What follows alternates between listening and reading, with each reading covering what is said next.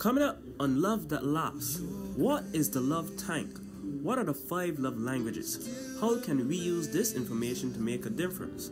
Questions from our viewers in the streets, a letter from a viewer, and so much more.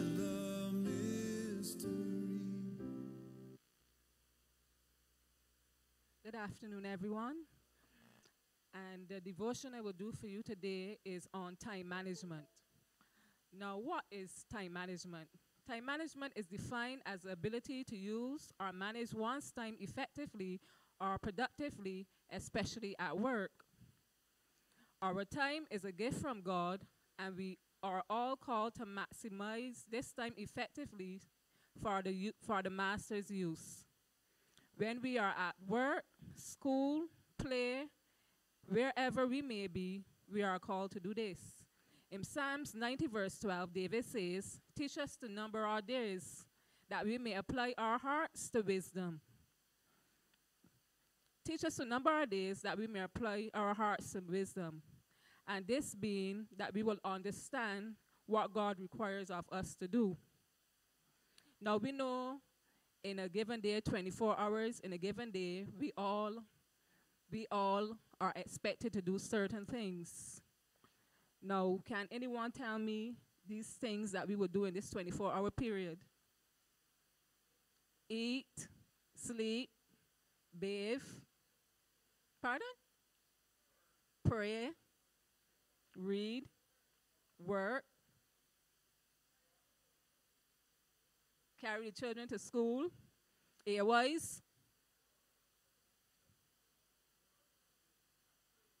history side clean. I am hearing all sorts of things, but okay.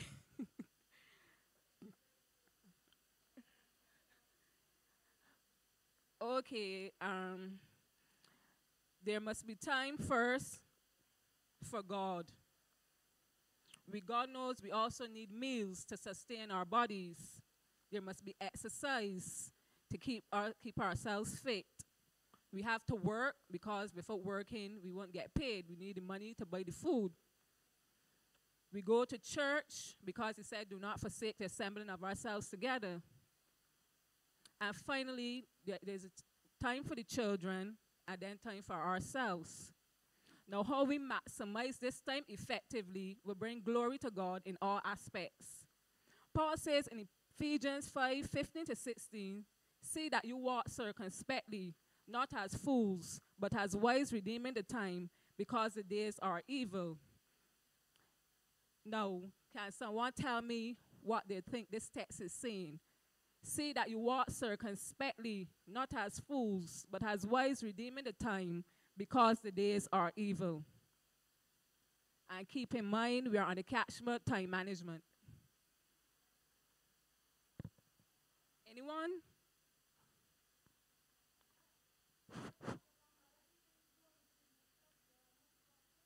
Okay. Anyone else? Whatever we do, we must put the Almighty first. Anyone else?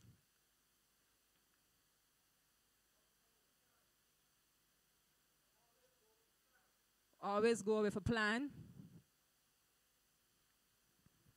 Walk circumspectly. Go with a plan. Put the Almighty first. Not as fools. What will make us fools?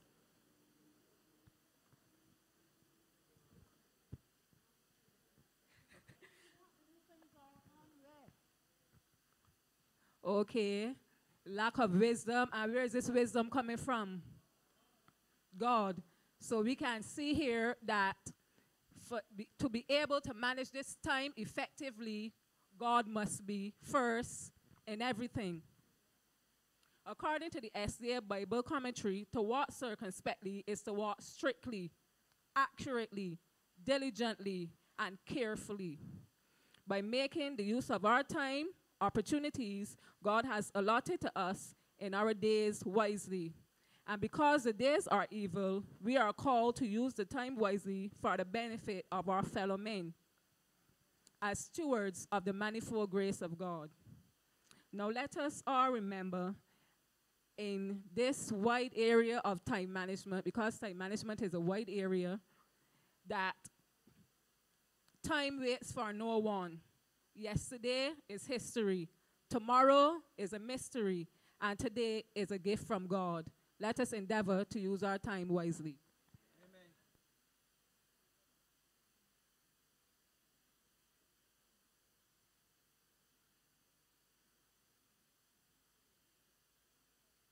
Okay, we want to thank Allison for that short devotion. And I also want to say a special thank you for Aziel for being a big part of the music today and for playing the piano so well. Thanks for that. Now we're about to get into the program. Where is John? John, please come up. We're about to get into the program. And I'm just letting you know, as the producer of this program that you're about to see, as my studio audience, I'm going to need you to participate somewhat. So I'm going to need that whenever John puts up his sign as studio audience, you comply. So let's see if you guys are watching. Go ahead, put it up.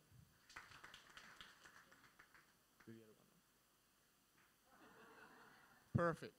All right. So as we start to tune in to this program, please pay attention as the studio audience to the prompter and enjoy yourself and learn something.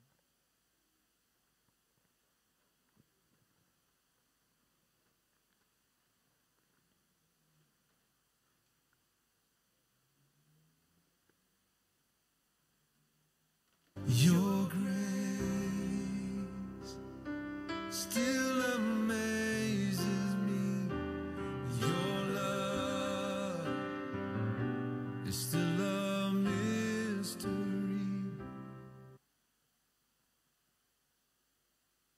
Good evening and welcome to our program Love That Lasts. On today's show, we're going to look at the topic of love, the aspect of it which caters specifically to our emotional health.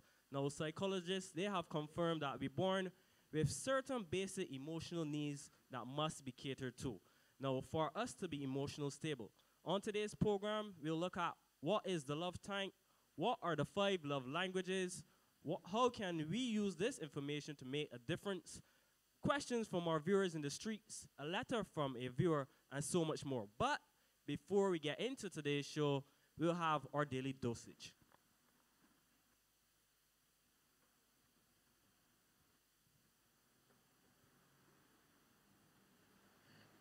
Good afternoon, everyone. Our scripture reading is taken from Proverbs 3 and verse 3 to 4. Proverbs 3, 3 to 4. Let love and faithfulness never leave you. Bind them around your neck. Write them on the tablet of your heart. Then you will win favor and have a good name in the sight of God and man. This is a reading of the Lord. Right now, I would like Brother Laurel to lead us in a word of prayer.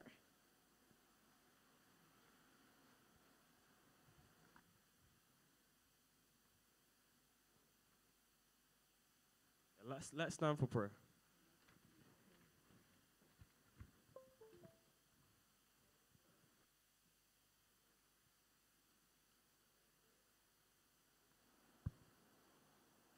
Our kind and loving Father, we want to give you thanks for bringing us back here to AY, where we could enjoy this program. Gracious God, we is nothing of ourselves, but it's through your love, your mercy has kept us safe. So as we are here, dear God, please help that we may able to enjoy this program in a mighty way, so that we may able to share it with others and we may able to have a blessed evening. This is my prayer in your mighty name. Amen. Amen.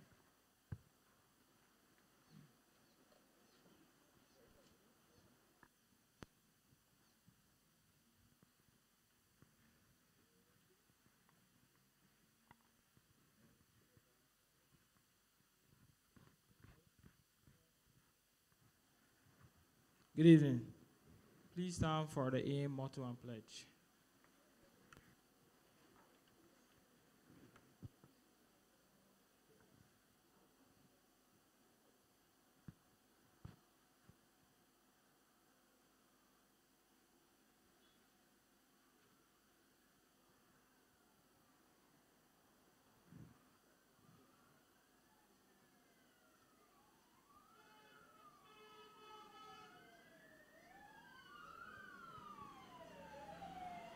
We will now say the aim.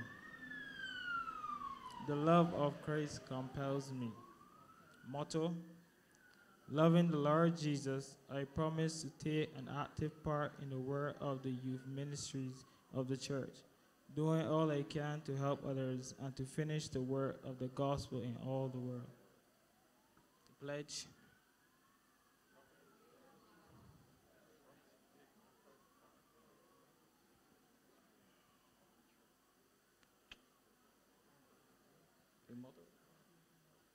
The airway song. After 3, 2, 3. Adventist youth are we from every land and sea. Together we work and play and pray in happy harmony. We have a hope to share with others everywhere. A message of love from God above to show the world we care. Adventist youth, Adventist youth, Advent are we. Youth are we from every land and sea.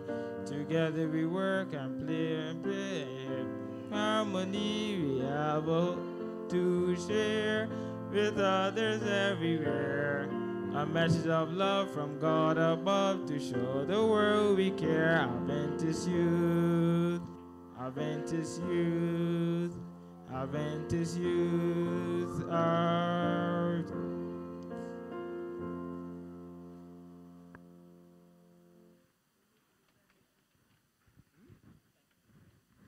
Welcome back to our show.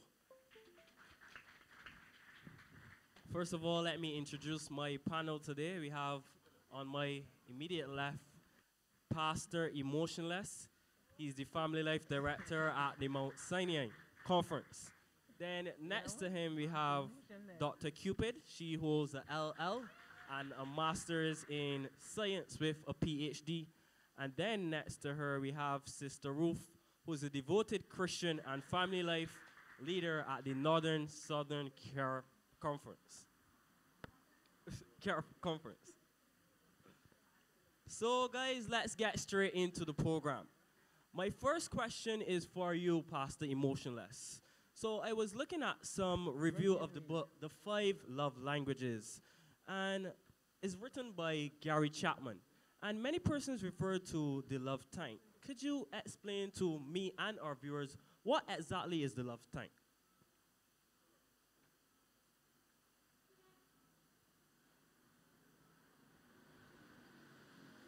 Sure, Mr. Clueless. And before I begin, I just want to thank you, and I'm very grateful to be on this show. And I made sure I prepare well and so on, because before I left, my wife told me, boy, if you go on that show and embarrass us, don't come back home. So I made sure I prepare very well and so on. So the love tank. The love tank refers to the need for genuine love and affection. Now, Mr. Clueless, did you hear that? Genuine love and affection. Not any love would do. It also refers to the need, to sense that we belong and that we are wanted. I'd like to explain further using the analogy of a gasoline car. Now, Mr. Clueless, I know that you're the host, but allow me to ask you 1 or 2 questions, if that is okay. If you have a gasoline car and it doesn't have gas in the tank, will it move? No. Okay. Will it function the way it was designed to? No, it wouldn't. Okay. So you see, the same is with us as human beings. Inside of us, there is an emotional love tank. Testing. That needs to be filled. And it's filled in various ways as we go on later to review the book in detail with these 5 love languages. Okay? And when our love tank is full, life is beautiful, life is happy. But when our love tank is empty, life looks very, very dark. Okay, I see. So tell me, what happens if we don't monitor the love tank? And then, again, to further use the analogy of a vehicle, if you don't monitor your gas gauge, eventually it will get empty, correct? Correct. Exactly. So in a nutshell, your love tank will get empty. And if our emotional love tank is empty, we feel unloved. You know, life seems dull. Little conflicts, become very difficult and hard conflicts.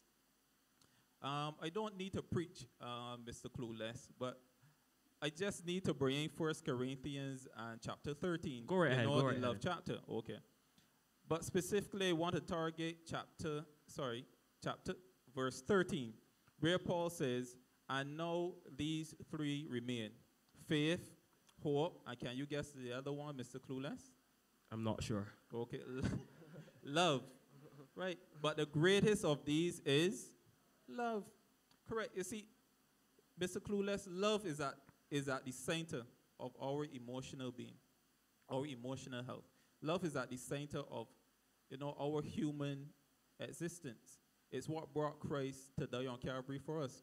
And inside of us, God has allowed me to put a little God-shaped hole inside of us, and it needs to be filled with that love. And if our emotional tank is empty, if we don't monitor it, it will become empty. And, life, something could be meaningless. Well, Mr. Pastor Emotionless, I think you are peeping at my script. This is some interesting stuff that you told us. I must buy this book, but I have one more question for you. Okay. What happens when someone's love tank is empty? Well, these are some very good questions, and I'm very happy that I did prepare, and I took my wife's advice. You see, when your love tank is empty, and how can you know when someone's love tank is empty? You may feel unappreciated, unloved, miserable. As I said before, small things, you get irritated very easily. Let me give you an example. On my way over here, I stopped in the gas station to get some gas. So I pulled into the gas station, and the gas attendant, she said, because I was rushing, okay, I wanted to be early. You were late for my show. No, it was. I pulled in, and the gas lid was on the other side. So she said, you have to turn around. I did turn around. And I detected in her voice a little annoyance, okay? So I did turn around, and then the gas lid decided, you know what, to play the fool. So I'm pulling the lever to open the gas lid, and it would not open. And she's like, open the gas lid, open the gas lid. And but I am pulling I'm pulling. And so she started to get even more annoyed. And especially when I asked her, are you pushing against the lid? Yes, I'm pushing. And so eventually she got it open, thanks to God. And she didn't even ask how much gas I wanted. She just typed in some random numbers, and it just so happened again, a miracle of God, that she typed in the exact money that I had in my pocket. Wow. Okay? And then she just snatched the money from me. She didn't even say have a good day or not. But because my emotional love tank was full, I said to her, well, you have a good day, and thank you very much. So you see, that's one way you can detect that someone's love tank is empty. Little things, can cause them to blow up. And sometimes if you're in a spousal relationship, again, your husband might not wash the dishes and the wife blow up. So it could be that, that wife love tank, you did not fill that wife love tank. In the same way, in a parental relationship, children can become wayward. They go and look for love in, as we say, in all the wrong places, because their love tank is not being filled at home. And so these are all signs, crime and violence and so on. These are all signs that people's love tanks are empty. Again, as I say, I don't like to preach, but, you got me going. I must mention 1 Corinthians again.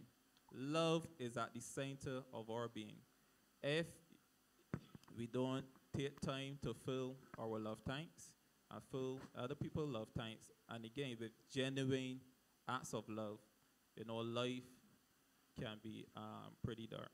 This is so interesting, and I like how you put the information in a way that all of our viewers could understand. The love tank is very phenomenal. It's a very phenomenal concept. Understanding it could save your relationship, your friendship, but most importantly, it could save your marriage. Yeah, We'll be much so. back after the break.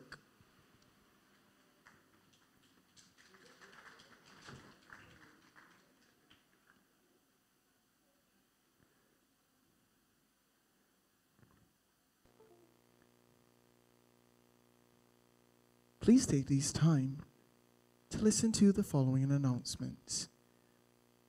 At 7:30 tonight, we will be back here for our social and games night. The Family Life Week will commence next Saturday. There will be a rap session next Friday night, which will be talking about infatuation versus love. All are welcome to attend. There will be a rap session next Friday night titled Infatuation versus Love. You're also reminded of the upcoming crusade and the lay activities that need to be done to prepare for it. These have been your public service announcements.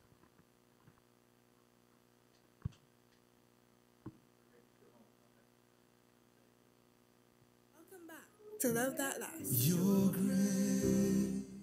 Yes, indeed. Welcome back. We are here with our panelists, trying to find ways to make love last.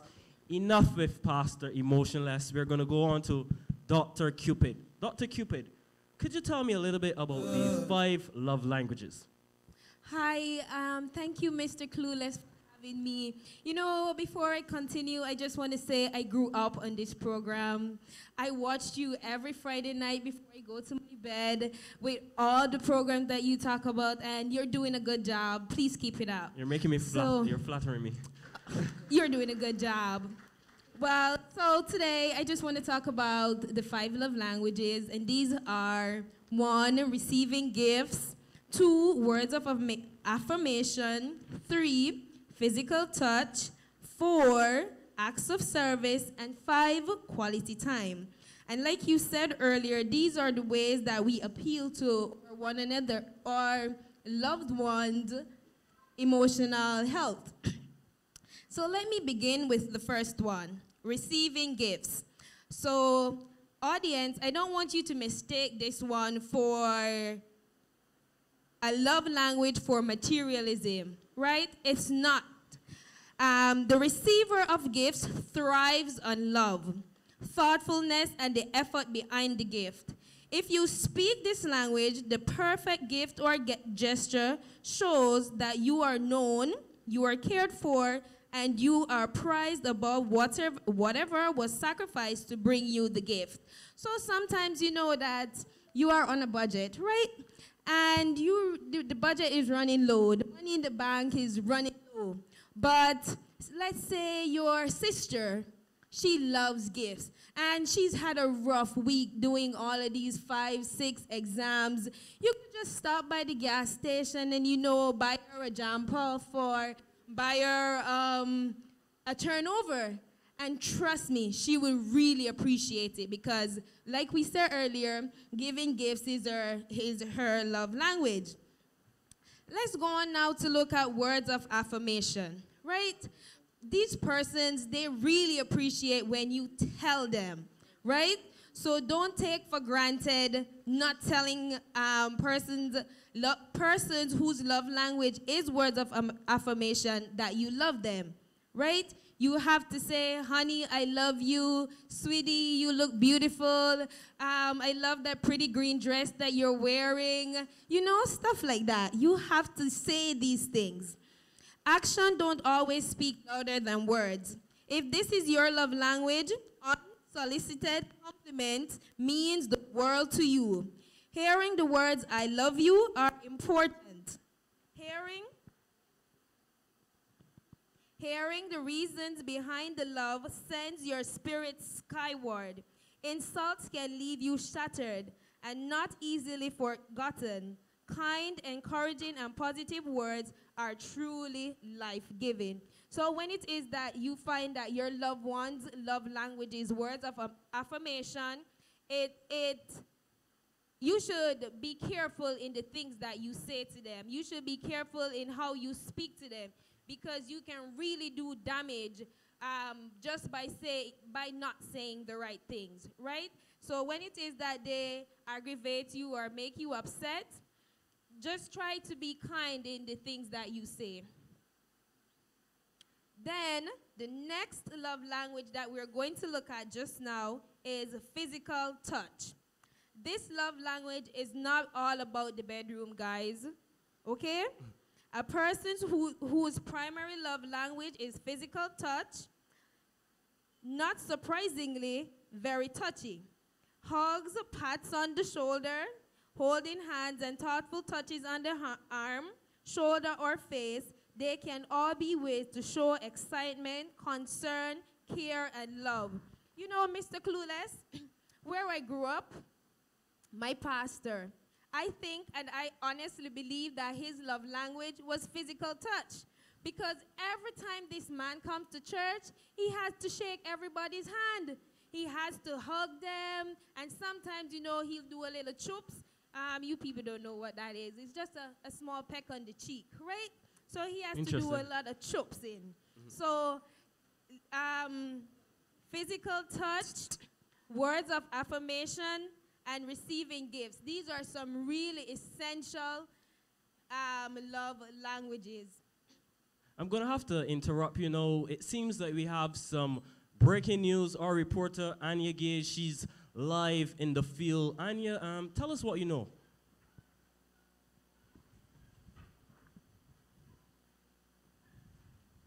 We seem to be having some technical difficulties with Anya. Anya, are you there? Yes, I'm here. We now interrupt this unregularly scheduled program to update you on current affairs. Just in to demonstrate true love, Jesus Christ, the Son of God, has resigned. He has taken on the form of humanity, left his glorious home, which is heaven, and his Father's side, just so that he could come to earth and die for us and our sins. He went through the same struggles as us to show us it was possible. Hold on a moment, I'm getting something here.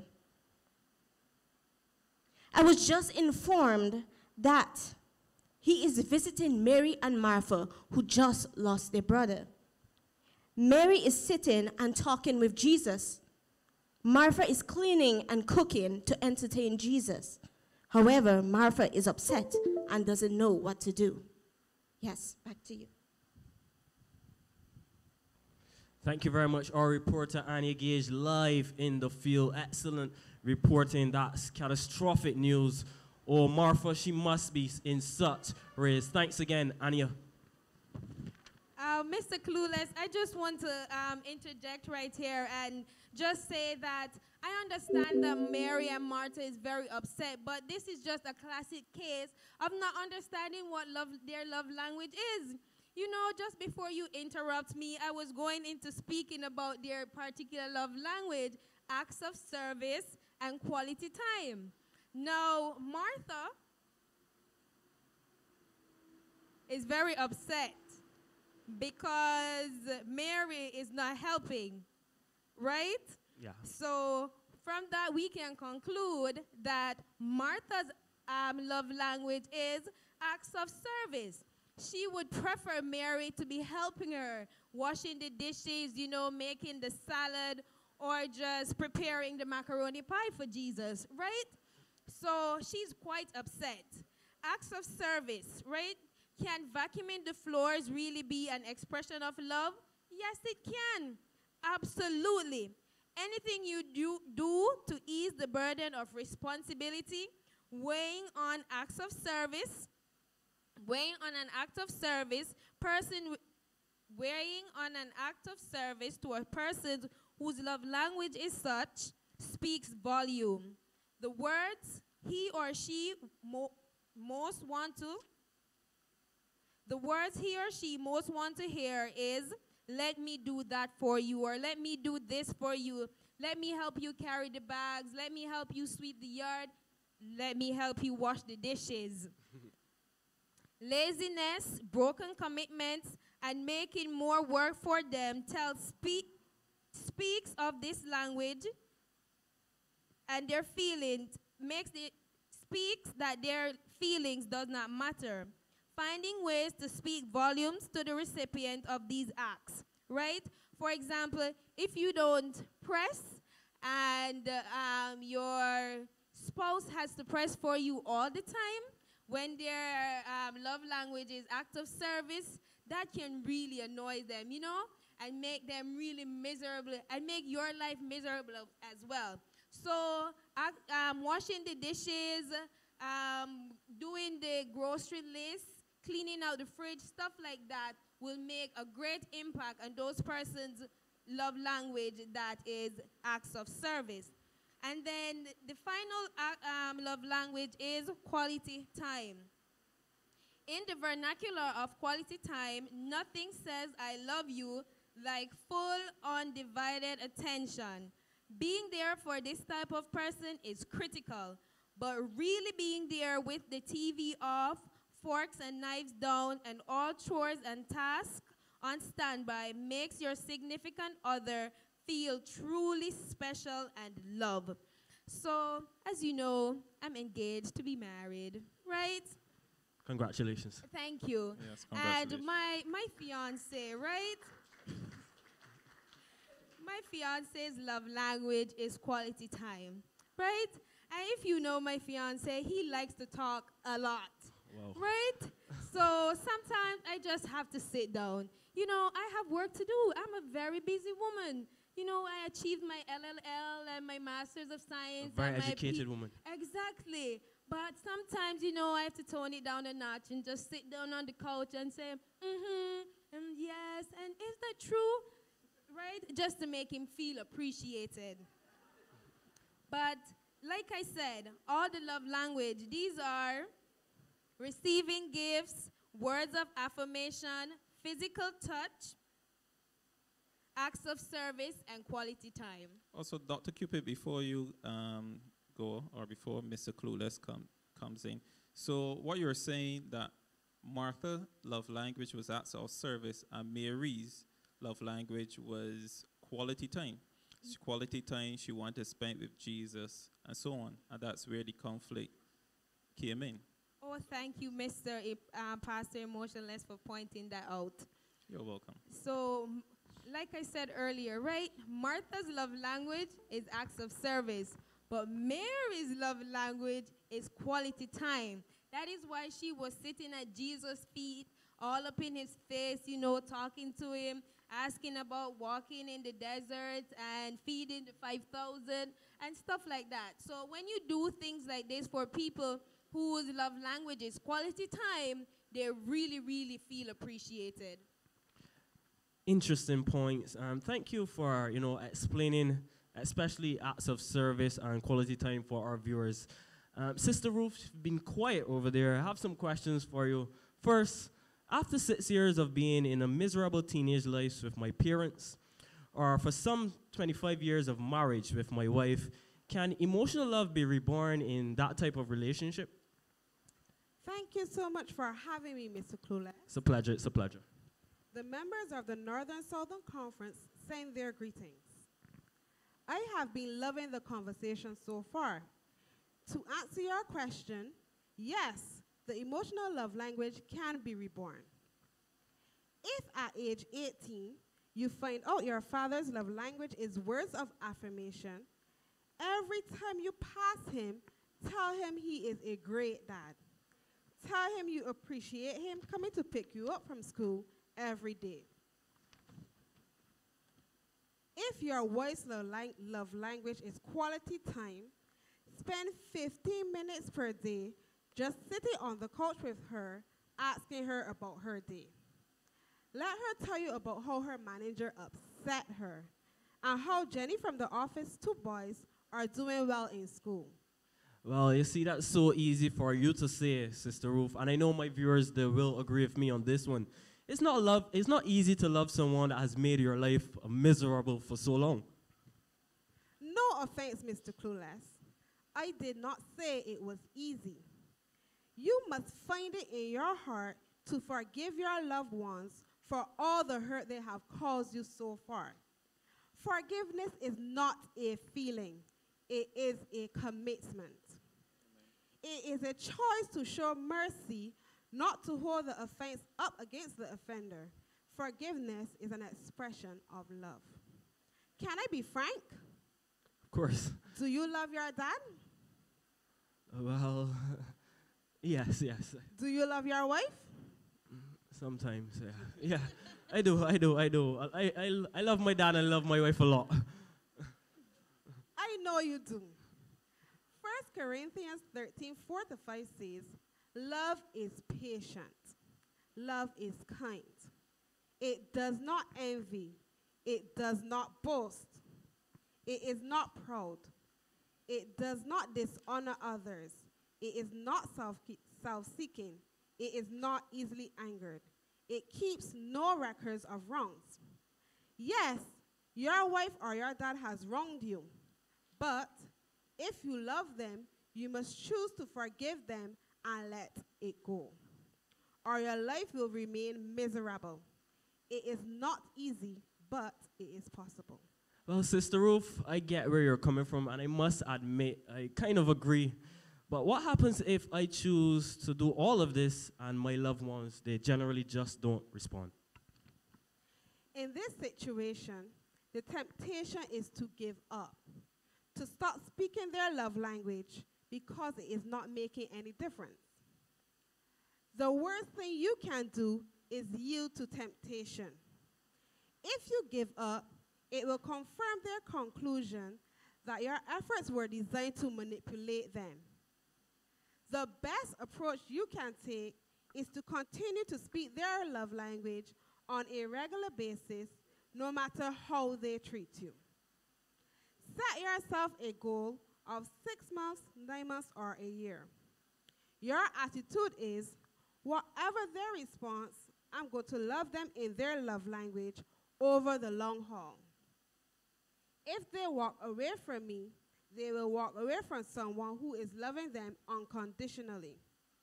This attitude will keep you on a positive road even when you feel discouraged. There is nothing more powerful that you can do than to love your loved ones even when they are not responding positively.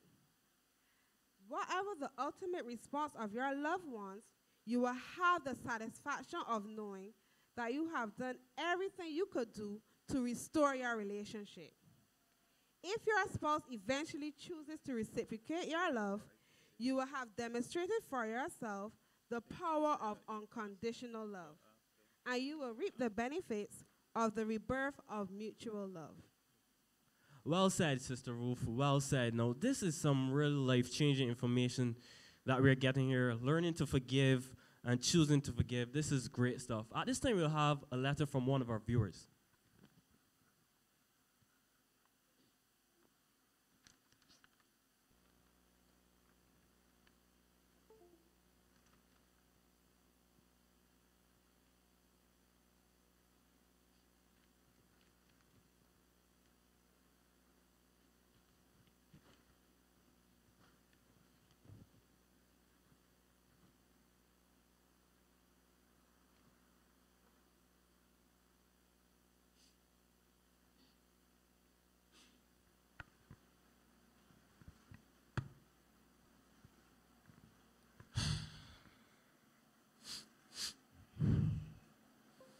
Dear Pastor, I write to you today with a heavy heart.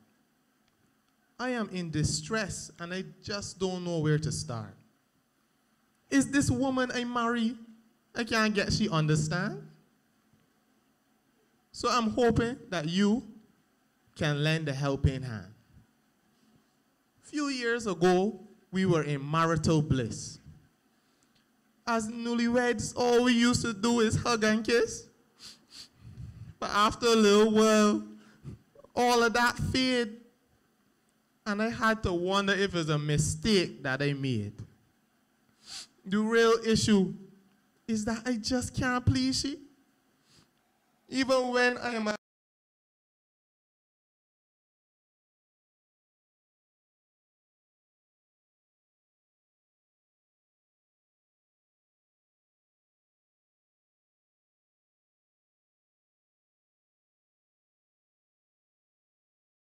love languages. And so if you are not speaking her love language, that is the reason why there's conflict in the marriage. I believe that her love language is quality time. All she wants is for you to sit and listen to her. And I guarantee you, viewer, it happened to me. And when I discovered that my wife's love language was quality time, I was so happy. And my pockets were happy as well. And now our marriage, is just blissful because I am speaking her love language. I'm not going to tell you it's going to be easy. It's going to be tough. Just sitting there for 15 or more minutes and being interested. First, you might not be, but you're going to do it because you love this young lady and you want things to last. And so just try. I believe that her love language is quality time. And once you start to give her quality time, I believe your marriage will come around. Some excellent advice by Pastor Emotionless. I know we have some more of our viewers who have questions for my panel, but we have another report, this time from Mr. Nosy. He's in the streets. Mr. Nosy? Hi, I'm Mr. Nosy, and I am reporting for Love That Lasts. Now, I was in and around Government Hill today to find out the questions that we have for Mr. Coates. Let's get our first question. Okay, so Mrs. Janice, I hear you have a question for Mr. Coates. What is your question? Well, honestly, I've just been married not too long, and I really want to know. I can't understand my husband sometimes. Like, I find he has two dominant love languages, so I want to know, how do I cope with that? What do I do? Let's answer Mrs. Janice. No, the viewer, she's saying, how do I deal with my spouse that has two dominant love languages? Pastor Emotionless? Okay, sure. Remember the previous viewer. He did not know his wife's love language. But with this viewer, she knows her husband's love language. And her husband has two love languages. And what I will say to her, first and foremost, that's great. That you know your husband's love language. And also to don't just feed one. Try to feed both. Because in feeding one, you might not fill your husband's tank. Because let's say, for instance, Monday, the dominant love language is words of affirmation.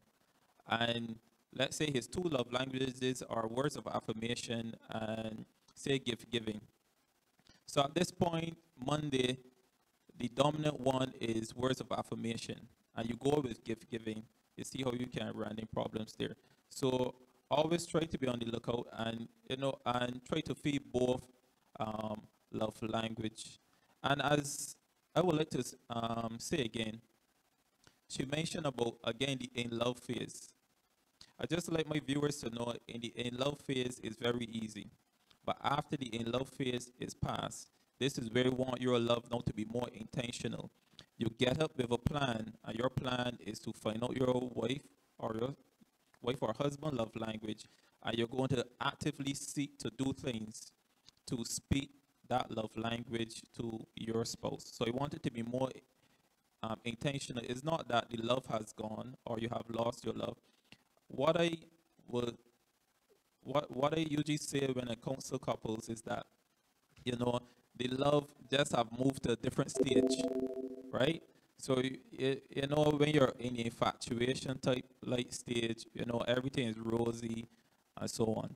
Then you're in the in-love stage, and then you was like, wait, I didn't know she had this habit. Right? But once I know, this is where you want your love to be more intentional. You're going to remember love is a choice. And you're going to choose to find out this love language. You're going to choose to fill this person love time. And to, look at it this way, it adds spice to the relationship, finding out all over again. And I won't say all over again, but finding out and going deeper with the individuals. Again, I have to bring the Bible all the time. The Bible says, the two shall become one. And that's how you become one. Knowing the individual, knowing their love language, and as you two draw closer to Christ, you draw closer to one another, and your marriage shall, be happy and blissful and last a very, very long time.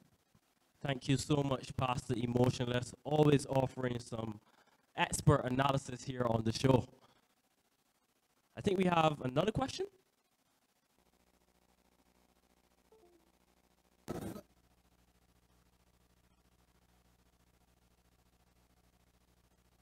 Here outside, we have one of our passionate viewers. So let's ask, what is your question for Mr. Lewis? Mr. Lewis, sir, I have this best friend named Kiana. And for some reason, she always wants to go out. And I can't understand why she always wants to go out. She always tells me to this, she here, she meets him. Like, I just can't get understand. She always wants something and never shows appreciation, but always wants to go out. My question is, why does she never tell me that she loves me? I'm so over it. Viewers, I do apologize for the quality of our audio extract. I'll have to repeat the question. She said, I gave my mother gifts, but she wants me to do stuff for her. I don't feel appreciated. What should I do? Sister Ruth, would you like to tackle that one? Yes. In this instance, her mother's love language is acts of service. What she can do is acknowledge her mother's love language, and her mother can also acknowledge her love language, and they both can practice the love languages. Thank you very much, Sister Ruth. And I think we have one more question from the man in the streets, Mr. Nosy.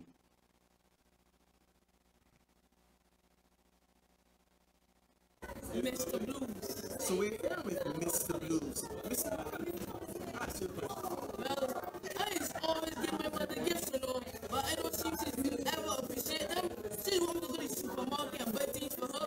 But yeah, I still give her any gift that I work for my heart and give her. What should I do?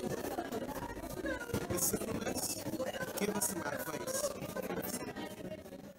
Once again, I apologize for the quality of that audio extra. I don't know what happened that day.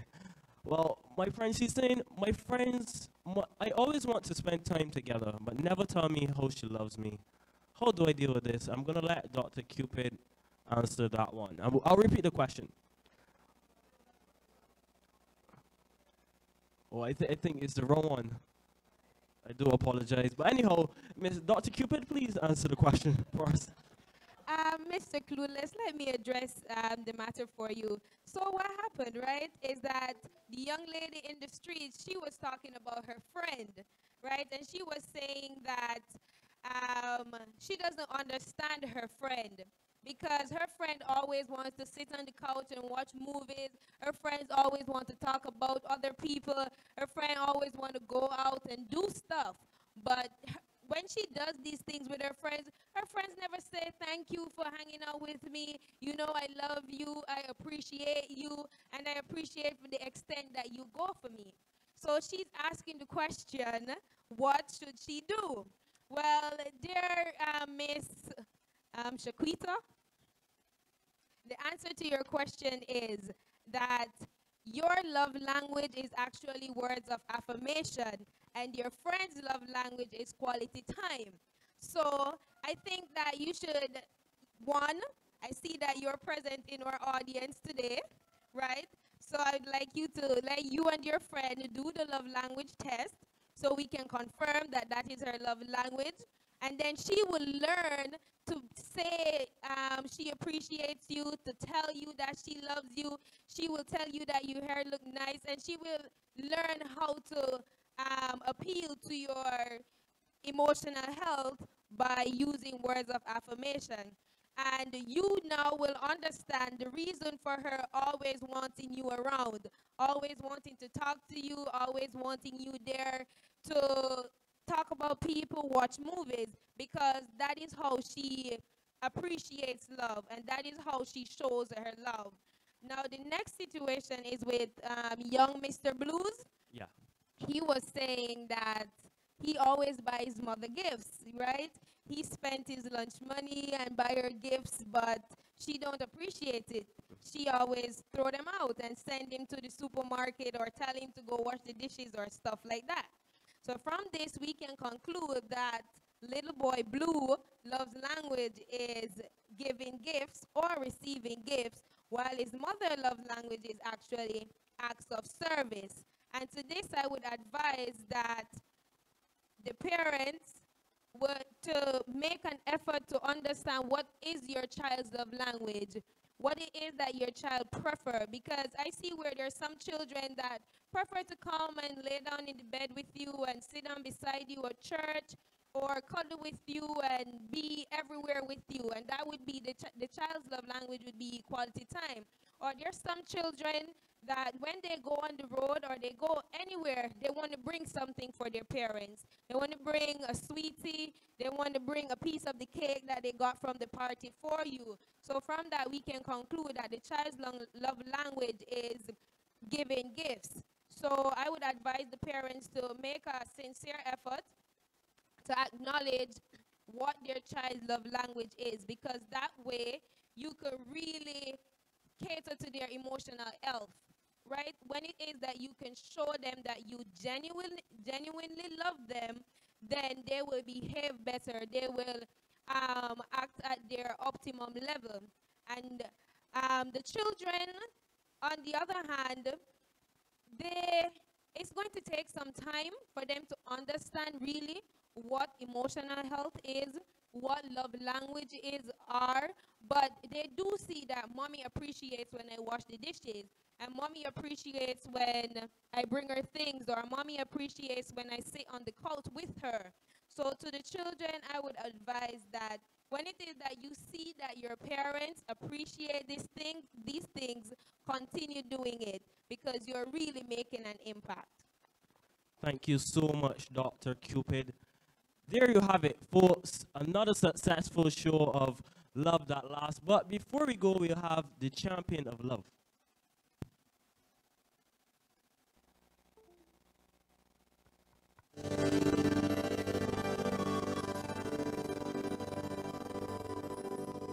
Ladies and gentlemen, may I have your attention?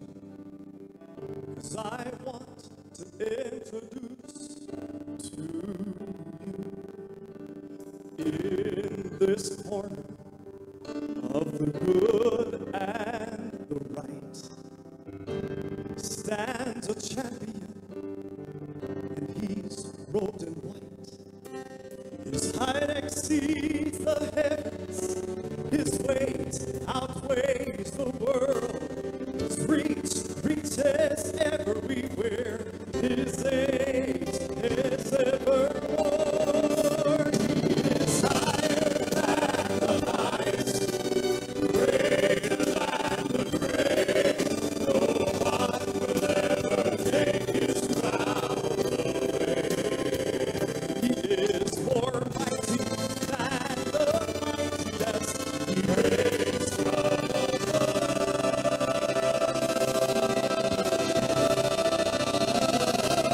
He's the all-time undisputed, undefeated champion.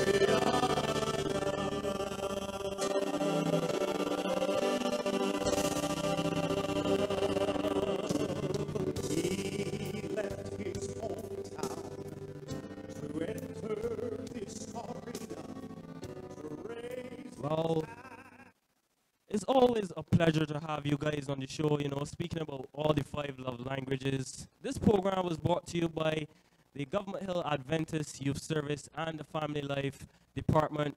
I'm Mr. Clueless saying goodbye.